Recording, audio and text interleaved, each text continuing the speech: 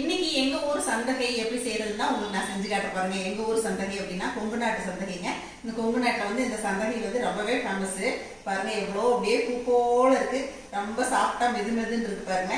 இந்த மாதிரி சந்தகை வந்து எங்க ஊர்ல எல்லாம் புழுங்கல் அரிசி ஊற வச்சுக்கோங்க. இட்லி அரிசி ஒரு 2 மணி நேரம் ஊற வச்சுட்டு கிரைண்டர்ல போட்டு நல்லா நைஸா அரைச்சிக்குவோம். இட்லிகளாக ஊற்றி வச்சுட்டு சந்தகை மரம்னே ஒன்று வச்சிருக்கோம். அதில் தான் நாங்கள் புழியணும்.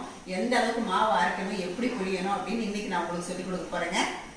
2 மணி நேரம் ஊற வச்ச புழுங்கல் அரிசியை நல்லா களைஞ்சிட்டு கிரைண்டரில் போட்டு நல்லா மையாக அரைச்சிக்கணும்னு சொல்லுவாங்கள்ல, அந்த மாதிரி நைஸாக அரைச்சிக்கணும். அதுக்கப்புறம் கொஞ்சமாக தண்ணி விட்டு கரைச்சிக்கணுங்க. இது வந்து புளிக்க வேண்டியதில்லை. நீங்கள் காலையிலேயே அரைச்சிட்டிங்கன்னா ஃப்ரிட்ஜில் வச்சுட்டு நைட்டு கூட ஊற்றிக்கலாம். இப்போ நான் வந்து இட்லிகளாக ஊற்றிட்டேங்க. இட்லி பானையில் நம்ம இட்லி வேகிற டைம் வச்சு எடுத்துடலாங்க. இப்போ ஈஸியாக எடுக்க வந்துடும் ஸ்பூனில். நம்ம வெந்த இட்லிகளை இந்த மாதிரி சந்தகை அச்சில் வச்சு நம்ம பிழிய வேண்டியது தாங்க. பிழியறது கொஞ்சம் கஷ்டமாக தான் இருக்கும், ஆனால் சாப்பிட்றதுக்கு நல்லா இருக்குங்க. அதுவும் இந்த அச்சில் நல்லா சூட்டோடு போடணுங்க. அப்படி சூட்டோடு போடும்போது கையில் பக்கத்தில் தண்ணி வச்சுட்டு அப்படியே தொட்டுட்டு இட்லி பானையிலேருந்து 2 எடுத்து நம்ம போட்டு பிழிஞ்சுக்கணும்.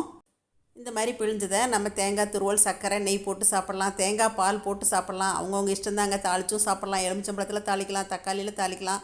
எங்கள் வீட்டில் நான் கொஞ்சம் தக்காளியிலையும் தாளிச்சிருக்கேங்க. அதே மாதிரி எலுமிச்சம்பழத்துலேயும் தாளிச்சிருக்கேன்.